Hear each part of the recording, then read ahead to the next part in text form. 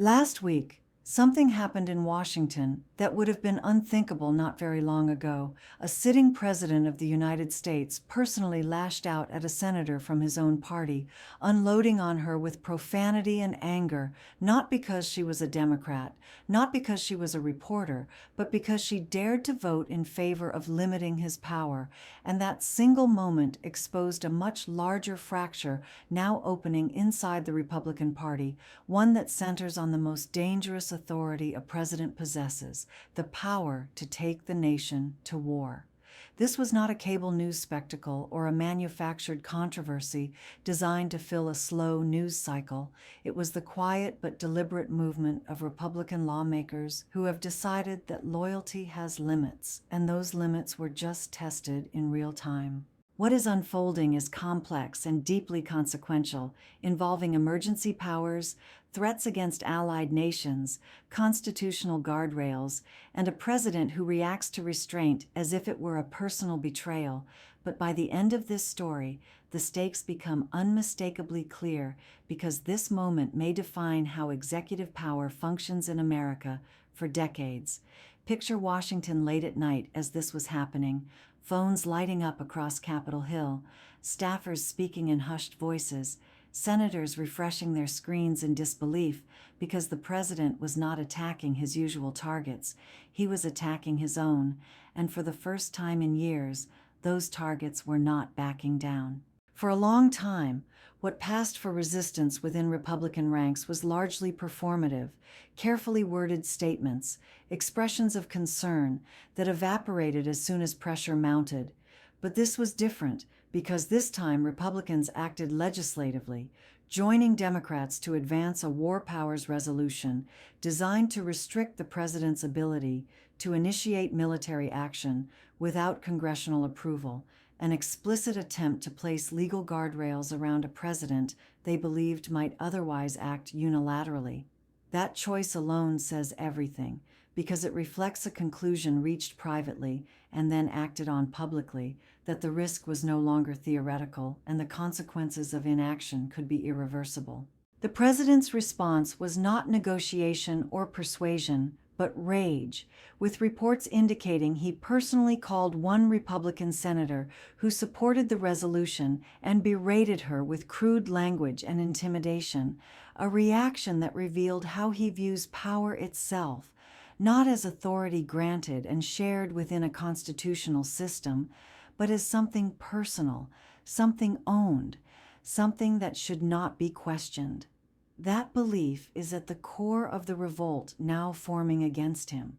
What triggered it was not an abstract policy dispute, but a very specific and alarming development, the president repeatedly floating the idea that military force could be used to acquire Greenland, a statement that sounds absurd at first but becomes chilling when examined closely because Greenland is sovereign territory belonging to Denmark, a NATO ally the United States is treaty-bound to defend. Under NATO's Article 5, an attack on one member is treated as an attack on all, meaning that military action against Greenland would not just target Denmark, it would place the United States in direct conflict with its own alliance, a scenario that lawmakers are now forced to consider not as fantasy but as possibility. This is the point where rhetoric becomes dangerous, because when a president publicly suggests that military force is an option for territorial acquisition, it forces allies, adversaries, and military planners to recalibrate their assumptions, and once those calculations shift, they cannot simply be reset. Republican senators understand this reality acutely, many having sat through classified briefings where they have seen how quickly words escalate into deployments and deployments into wars, and that understanding is what pushed them to act. The War Powers Act exists for precisely this kind of moment, a legislative emergency brake designed after Vietnam to prevent presidents from dragging the country into conflict without congressional consent. And by advancing this resolution, Republicans signaled that they believed the brake needed to be pulled. The furious phone call that followed was not really about a single vote, but about how the president processes resistance itself, not as democracy functioning, but as treachery, and that distinction matters because it shows how he may respond when the pressure intensifies further. His broader strategy relies on projecting dominance and inevitability, an image of total control that collapses the moment members of his own party defy him on national security. So intimidation became the chosen response, yet it failed. The votes did not change, the lines held, and that failure may prove more significant than the vote itself, because it demonstrated that fear alone is no longer sufficient to guarantee compliance, setting the stage for a deeper reckoning that is still unfolding.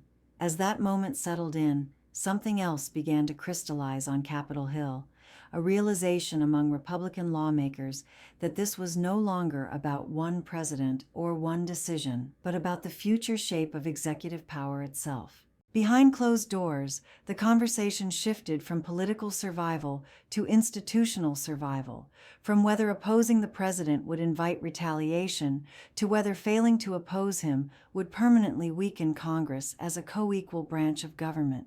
The war powers fight became the focal point because it sits at the intersection of authority, consequence, and irreversibility.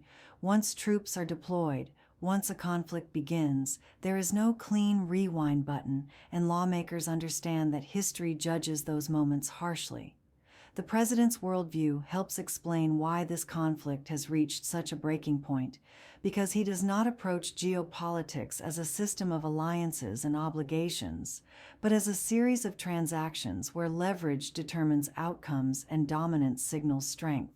In that framework, treaties are negotiable, alliances are conditional, and military force becomes just another bargaining chip. But international relations do not operate like real estate deals, and Republican senators who have spent decades navigating foreign policy understand that difference. When a president treats allied territory as something that can be acquired through pressure or force, it transforms diplomacy into threat, and threats, once issued, reshape global behavior in ways that cannot be undone with reassurance alone. That is why the rhetoric around Greenland struck such a nerve, because it crossed a line from unconventional speech into strategic instability, forcing allies to question American reliability and adversaries to test boundaries. The legislative pushback was an attempt to reassert a principle that has eroded quietly for years, that decisions of war and peace require collective judgment, not unilateral impulse. At the same time this battle unfolded, another pattern became impossible to ignore: the increasing use of national emergency declarations as a means of concentrating power in the executive branch. By declaring emergencies tied to foreign resources and geopolitical threats, the administration unlocked authorities that bypassed normal oversight and compressed decision-making into the White House. And while emergencies are meant for immediate and genuine crises, their repeated invocation for strategic advantage has alarmed lawmakers across party lines. Each declaration shifts the balance further away from Congress, and each time Congress allows that shift to stand, it becomes easier to repeat. Republican senators see the long game here because every power expanded under one president becomes available to the next, regardless of party, and once those tools exist, they are rarely surrendered voluntarily.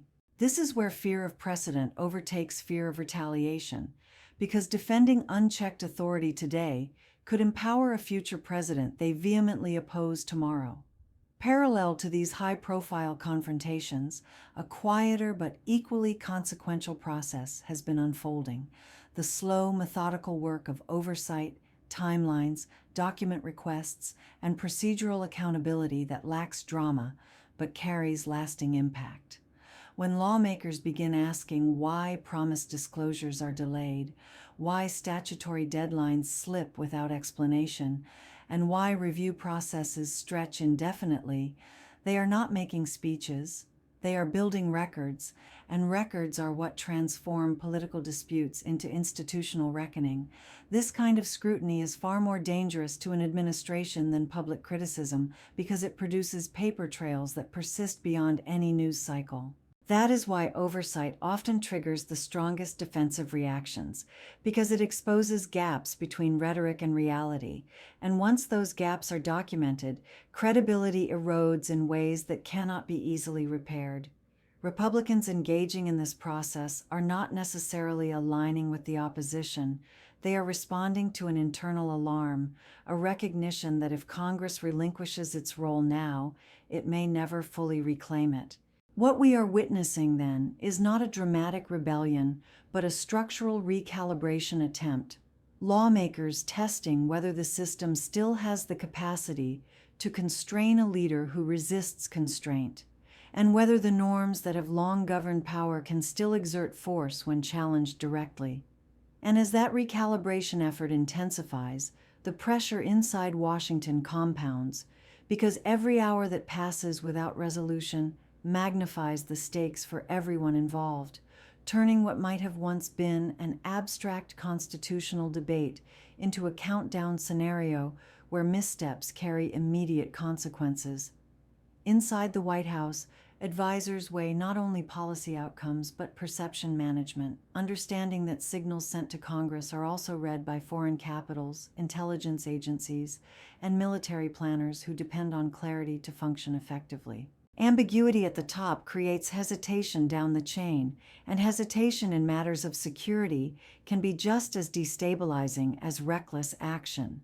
This is why the internal fractures matter so much, because when lawmakers from the president's own party begin signaling discomfort, it disrupts the narrative of unified command that modern presidencies rely on to project strength. The administration's response has been to double down rhetorically, framing opposition as obstruction and hesitation as weakness. But that strategy carries risk when applied to co-equal branches of government rather than political rivals.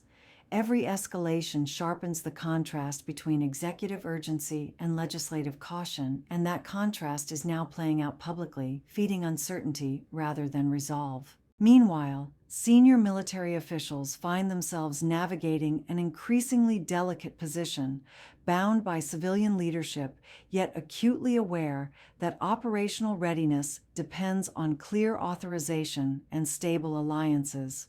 When strategic intentions appear fluid or driven by impulse, planners must account for contingencies that would otherwise be unnecessary, diverting attention and resources from long-term preparedness. That ripple effect extends outward as allies recalibrate their own defense postures in response to perceived volatility, and adversaries probe for openings created by internal discord. In Washington, seasoned lawmakers understand that these downstream effects are not theoretical. They have seen how moments of domestic division can embolden external actors, and that awareness informs their urgency now.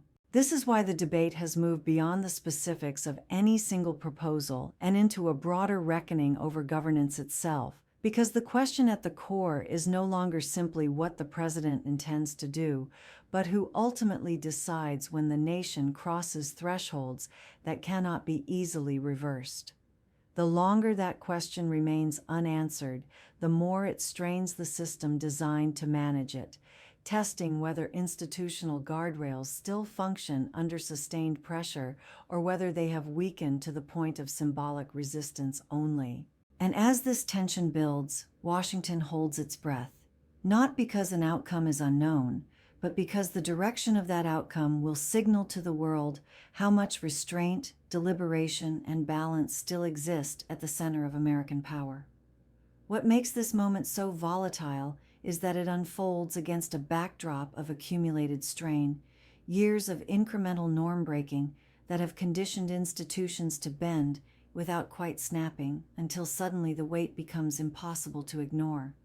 Lawmakers who once dismissed concerns as overblown now find themselves confronting the cumulative effect of those choices, recognizing that each time Congress deferred, each time it accepted vague assurances instead of clear limits, it helped normalize a governing style that treats resistance as illegitimate rather than essential. That realization carries a quiet urgency, because history shows that institutional power is rarely lost in dramatic coups, but through gradual erosion, through moments when asserting authority feels inconvenient or politically risky.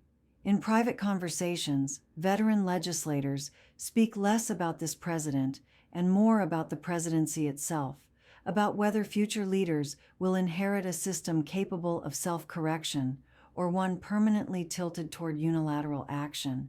This is why the language has shifted from partisan framing to constitutional framing, because invoking the structure of government elevates the stakes beyond electoral cycles and personal loyalty. At the same time, the public-facing spectacle continues. Press briefings grow sharper, statements more absolutist, and each soundbite further entrenches positions, making compromise appear like capitulation. Media coverage amplifies the drama, but beneath that surface noise, the real contest is procedural and slow-moving, fought through votes, resolutions, and interpretations that lack cinematic flair but define lasting boundaries. The outcome will not hinge on a single headline or dramatic gesture, but on whether Congress follows through when symbolism gives way to consequence, whether it is willing to absorb the political cost of asserting its role, and whether the executive branch recognizes that restraint imposed by law is not weakness, but legitimacy. As this chapter unfolds, one thing is already clear to those watching closely. The system is being tested not by an external enemy or sudden crisis, but by an internal question that every democracy must eventually answer. How much power is too much power, and who has the courage to say so when it matters most?